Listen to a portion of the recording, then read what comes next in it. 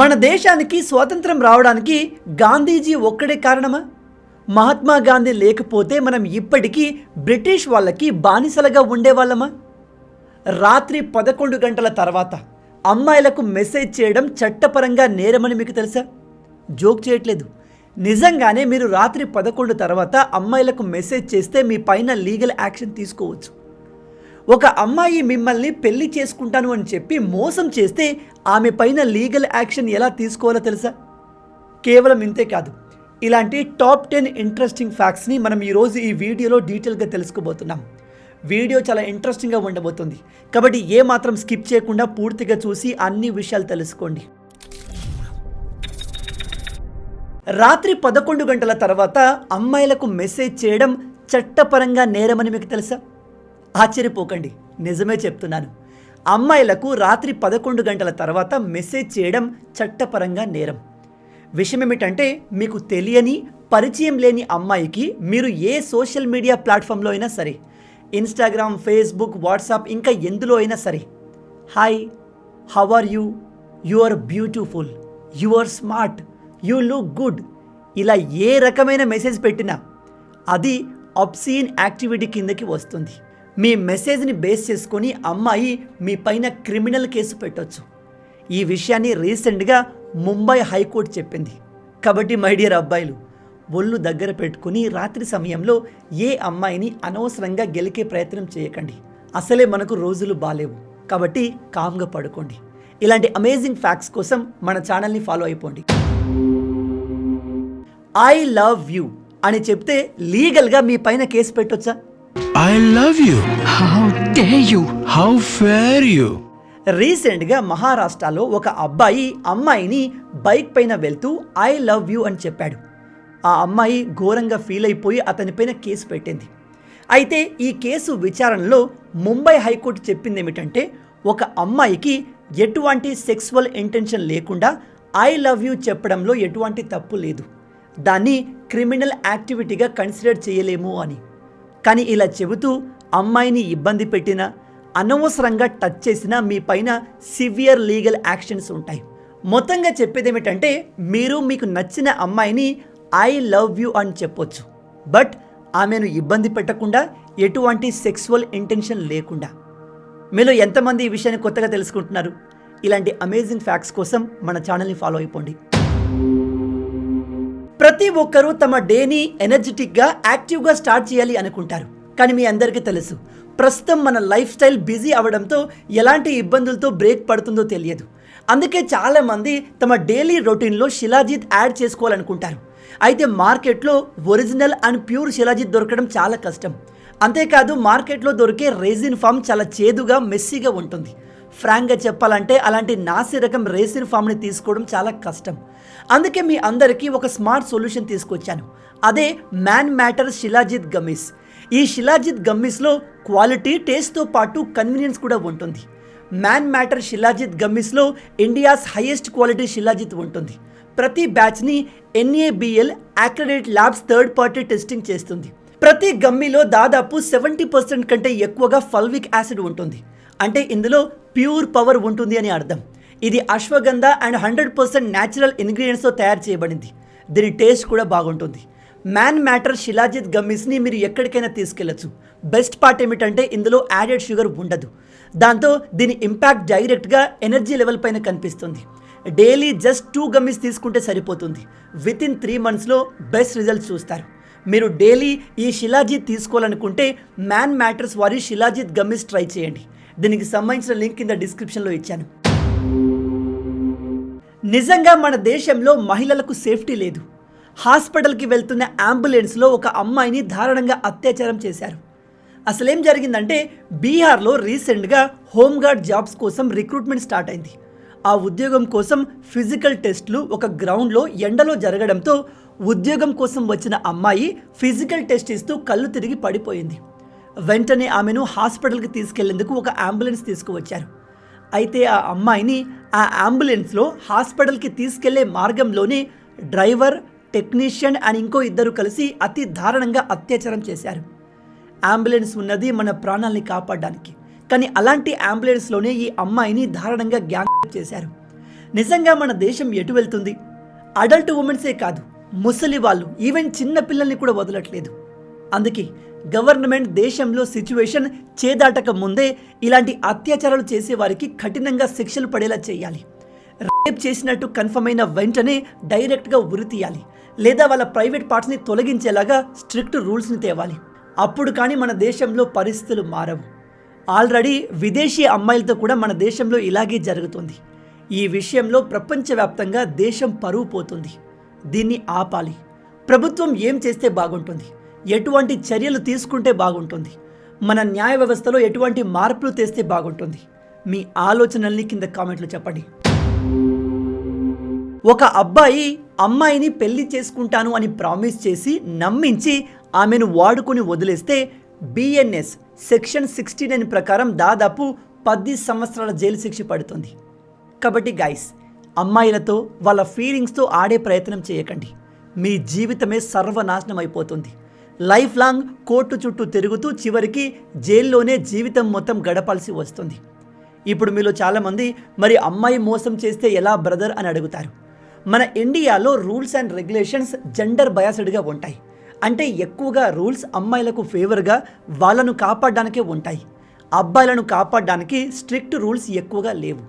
But still ఒకవేళ మిమ్మల్ని ఎవరైనా అమ్మాయి పెళ్లి చేసుకుంటాను అని చెప్పి చీట్ చేస్తే ఆమె పైన కూడా మీరు బిఎన్ఎస్ సెక్షన్ 316 ప్రకారం కేసు వేసి అప్ టు 3 years వరకు ఆమెకు జైలు శిక్ష పడేలా చేయొచ్చు. అది కూడా మీ దగ్గర అన్ని రకాల ప్రాపర్ ఎవిడెన్స్ ఉంటేనే.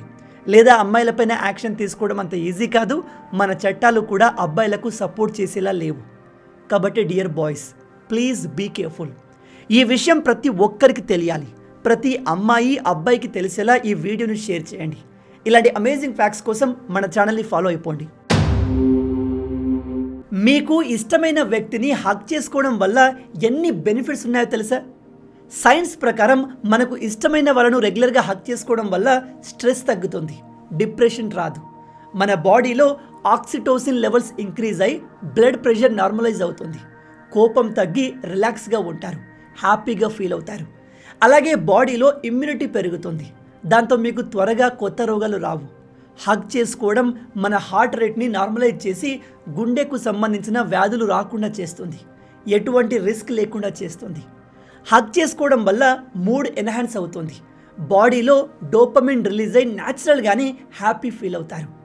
మీకు ఎంతో ఇష్టమైన వ్యక్తిని ఒక 5 నిమిషాలు హగ్ చేసుకోవడం అనేది 2 గంటలు హ్యాపీగా నవ్వుకోవడంతో సమానం. 1 గంట పీస్ఫుల్ ప్లేస్లో మెడిటేషన్ చేసిన దాంతో సమానం. ఇది మీ ఫోకస్ని పెంచి మీ పనిలో కూడా ప్రొడక్టివిటీని ఇంక్రీజ్ చేస్తుంది. కాబట్టి అవకాశం ఉన్నప్పుడల్లా మీకు ఎంతో ఇష్టమైన వ్యక్తిని హగ్ చేసుకోవడం మిస్ చేసుకోవద్దు. మీలో ఎంతమంది ఈ విషయాన్ని కొత్తగా తెలుసుకుంటున్నారు? ఈ విషయం మీ పార్ట్నర్కి కూడా తెలిసేలా వాళ్ళతో వీడియోని షేర్ చేయండి. ఈ వీడియోని సింగిల్స్ చూస్తుంటే ఐఎమ్ సారీ గైస్.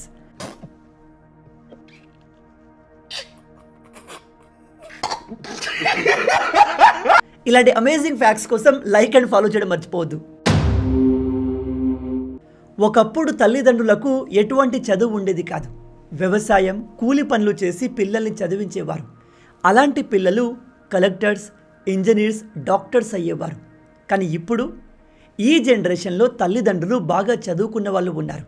వాళ్ళ దగ్గర పెద్ద పెద్ద డిగ్రీస్ ఉన్నాయి, లక్షలు సంపాదించే ఉద్యోగాలు ఉన్నాయి.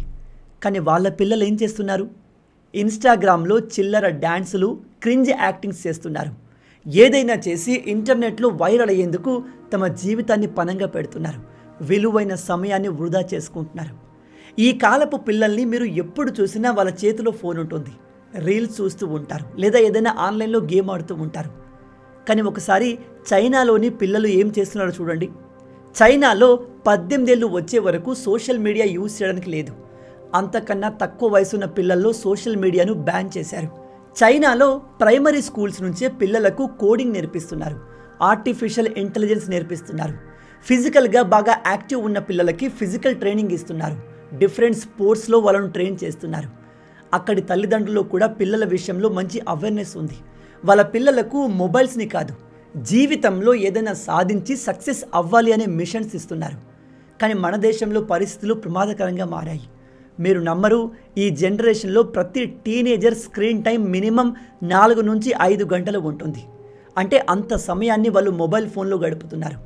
లక్షల మంది పిల్లలు ఫిజికల్ యాక్టివిటీస్కి కంప్లీట్గా దూరం అయిపోయారు.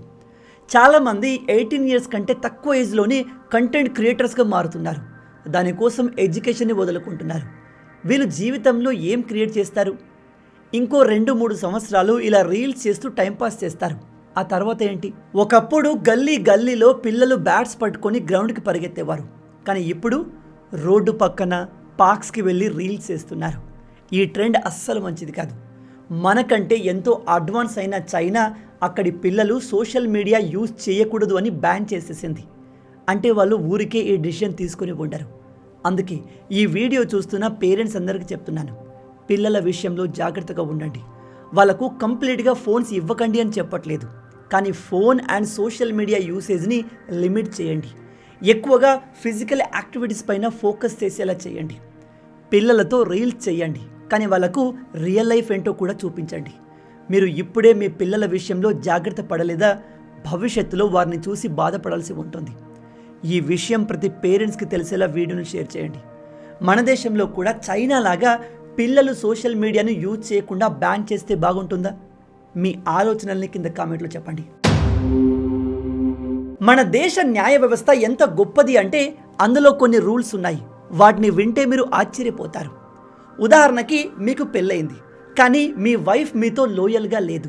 మీకు తెలియకుండా అఫైర్ పెట్టుకొని ఒకవేళ ప్రెగ్నెంట్ అయినా కూడా, వేరే వాళ్ళ కారణంగా ప్రెగ్నెంట్ అయినా కూడా ఆ పుట్టబోయే బిడ్డను నువ్వే చూసుకోవాలి. బయాలజికల్గా ఆ బిడ్డ మీకు పుట్టకపోయినా లీగల్గా నువ్వే తండ్రివి. ఇది నేను ఊరికే గాల్లో చెప్తున్న మాట కాదు. సుప్రీంకోర్టు, మన దేశంలోనే అత్యున్నత న్యాయస్థానం ఇచ్చిన గైడ్లైన్స్. మీరు లేదు, కాదు, ఈ బిడ్డకు నాకు సంబంధం లేదు అంటే మీ పైన లీగల్ యాక్షన్ తీసుకుంటారు. మీరు విడాకులు దాగపోతే మీ వైఫ్ అండ్ ఆ పుట్టిన బిడ్డ మీ ఆస్తిలో సగం వాటా తీసుకెళ్ళిపోతారు. షాక్ అయ్యారా? ఇలా ఒకటే కాదు, అనేక రూల్స్ ఉన్నాయి. డైలీ ఒక రూల్ గురించి డిస్కస్ చేద్దాం. వీటిని మీరు మిస్ కాకూడదు అనుకుంటే వెంటనే మన ఛానల్ని ఫాలో అయిపోండి. ఈ విషయం ప్రతి ఒక్కరికి తెలిసేలా, ఎస్పెషల్లీ మీ ఫ్రెండ్స్ బ్యాచ్ మొత్తానికి తెలిసేలా వాళ్ళతో షేర్ చేయండి. ఒకసారి ఈ వీడియోను చూడండి. కేవలం ఒక 12 ఏళ్ల పిల్లాడు మండుటెండలో ఇటుక బడ్డలో పనిచేస్తున్నాడు. కాళ్లకు చెప్పులు లేవు, తలపైన ఎటువంటి క్యాప్, క్లాత్ ఏది లేదు. జస్ట్ ఎండలో ఆ మట్టిలో పరిగెత్తుకుంటూ పనిచేస్తున్నాడు. చూడ్డానికి చిన్న బాలుడే, కానీ అతని జీవితంలో బాల్యం లేదు. ఇప్పుడు ఈ ఫోటో చూడండి. సేమ్ అదే ఏజ్లో ఉన్న ఇంకో పిల్లోడు మంచి కంఫర్టబుల్ చైర్లో ఏసీ రూమ్లో కూర్చొని చదువుకుంటున్నాడు. లైఫ్లో ఒక డ్రీమ్ పెట్టుకొని దానికోసం ప్రిపేర్ అవుతున్నాడు. ఇప్పుడు చెప్పండి, మండుటెండలో దుమ్ములో ఇటుక బట్టిలో పనిచేయడం కష్టమా, ఏసీ రూమ్లో కూర్చొని చదవడం కష్టమా? ఈ రెండింటిని కంపేర్ చేస్తే అసలు చదువు అనేది కష్టమే కాదు. కానీ ఇప్పటికీ మన దేశంలో ఎంతోమంది పిల్లలకు చదువుకునే అవకాశం లేదు. ఎందుకంటే వాళ్ళ ఆర్థిక, కుటుంబ పరిస్థితులు అలా ఉంటాయి. అదే అన్ని రకాల ఫెసిలిటీస్ ఉన్న పిల్లలు బద్ధకం, సోమరితనంతో చదువును దూరం చేసుకుంటున్నారు. గుర్తుపెట్టుకోండి, మీకు మీ తల్లిదండ్రులు చదువుకోవడానికి పంపిస్తున్నారు, మంచి స్కూల్, కాలేజీని ప్రొవైడ్ చేస్తున్నారు, మీకు కావాల్సిన అన్ని అవసరాలు చూసుకుంటున్నారు అంటే అది మీకు దేవుడు ఇచ్చిన అతిపెద్ద వరం. ఎందుకంటే అందరి జీవితంలో మీలాంటి అదృష్టం రాసిలేదు. ఎండలో పనిచేస్తున్న ఈ పిల్లాడికి కూడా చదువుకోవాలి అనే ఆశ ఉండొచ్చు. తను కూడా బాగా చదువుకొని జీవితంలో సక్సెస్ అవ్వాలి, ఉద్యోగం చేయాలి అని ఆశపడుతుండొచ్చు. కానీ అతని దురదృష్టం, కుటుంబ పరిస్థితులు, ఆర్థిక పరిస్థితులు తనని చదువు నుంచి దూరం చేసేశాయి. కానీ మీరు ఇలాంటి అదృష్టవంతులైతే, మీ తల్లిదండ్రులు మీకోసం ఏదైనా ఇవ్వడానికి రెడీగా ఉంటే దయచేసి అలాంటి ఒక గొప్ప అవకాశాన్ని వదులుకోకండి.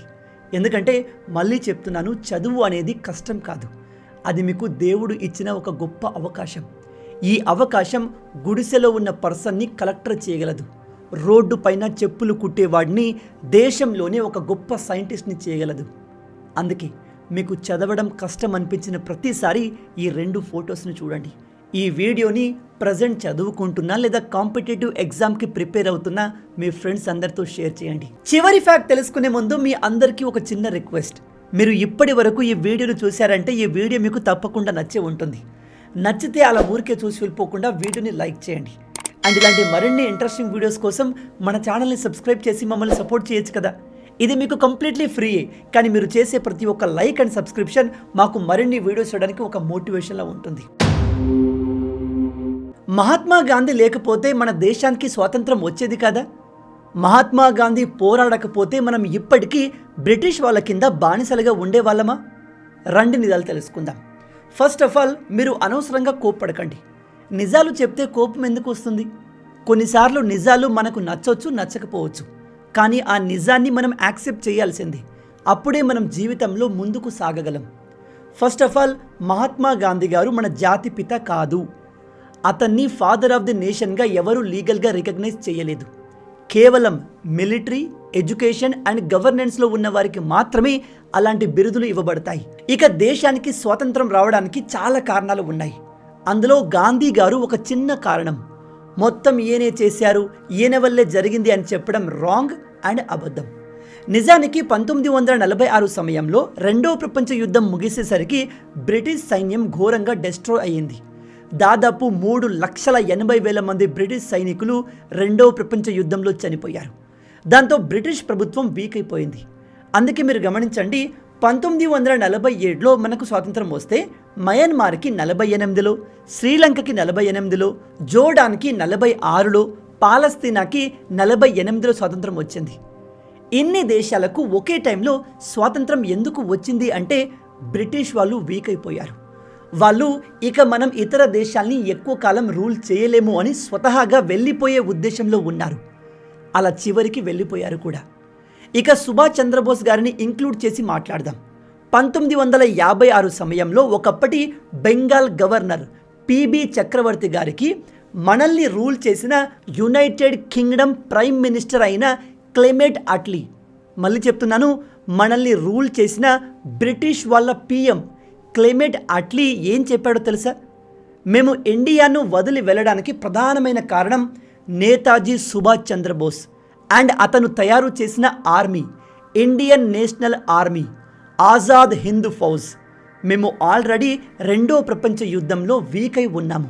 అలాంటి టైంలో సుభాష్ చంద్రబోస్తో పోరాడి గెలిచే పొజిషన్లో లేము. అందుకే అతనికి భయపడే మేము భారతదేశాన్ని వదిలి వెళ్ళిపోయాము. గాంధీ ఇన్ఫ్లుయెన్స్ కూడా ఇందులో ఉంది. కానీ ఇండియాను వదిలి వెళ్ళిపోవడానికి ప్రధానమైన కారణం సుభాష్ చంద్రబోస్ అని చెప్పాడు. ఇది నేను ఊరికే గాల్లో చెప్తున్న మాట కాదు. వెళ్ళి రీసెర్చ్ చేయండి, చాట్ జీపీటీని అడగండి, హిస్టరీని తిరిగేసి చూడండి. కన్క్లూజన్ ఏమిటంటే మహాత్మా గాంధీ గారు లేకపోతే మనకు స్వాతంత్రం వచ్చేది కాదు అనేది అబద్ధం. అలా ఎవరు చెప్పినా నమ్మకండి. నేను చెప్పింది కూడా నమ్మకండి. సొంతంగా రీసెర్చ్ చేసి నిజాలు కన్ఫర్మ్ చేసుకోండి. ఇలాంటి అమేజింగ్ ఫ్యాక్ట్స్ కోసం మన ఛానల్ని ఫాలో అవ్వడం మర్చిపోవద్దు. సో గైస్, విన్నారు కదా, మొత్తంగా ఇవే ఈ వీడియోకి సంబంధించిన టాప్ 10 ఇంట్రెస్టింగ్ ఫ్యాక్ట్స్. మనం ఇప్పటి వరకు డిస్కస్ చేసిన ఫ్యాక్ట్లో ఏ ఫ్యాక్ట్ మీకు బాగా నచ్చిందో కింద కామెంట్లో చెప్పండి. రాబోయే వీడియోలో ఇంకో ఇంట్రెస్టింగ్ టాపిక్తో మళ్ళీ కలుద్దాం. అంటిల్ దెన్, జై హింద్.